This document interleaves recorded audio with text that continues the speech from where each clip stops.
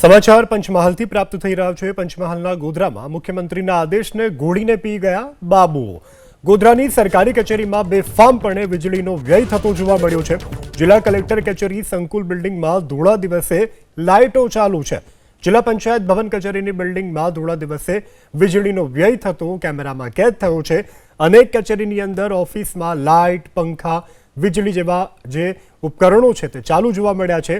ગરમીમાં વીજળીની માંગમાં વધારો થઈ રહ્યો છે અને અહીં સરકારી કચેરીઓ કે જ્યાં બેફામ વીજળીનો વ્યય થઈ રહ્યો છે। ફરી એક વખત ગટરિયું પૂર અમદાવાદના નિકોલમાં આવ્યું છે। ગાડીના બોનેટ સુધી ફરી વળ્યા છે ગટરના પાણી। 2 દિવસ પહેલા જ ગટરના પાણી બેક મારતા આવી સ્થિતિ સર્જાઈ હતી, ત્યારે ફરી એક વખત ગટરના પાણીનું સામ્રાજ્ય છવાઈ ગયું છે। ફરી વખત ગટરના પાણીનું સામ્રાજ્ય છવાઈ જતા 4 પંપ મૂકી પાણી કાઢવાની કામગીરી કરાઈ। છેલ્લા 2 વર્ષથી રહીશોની હાલત આવીને આવી છે।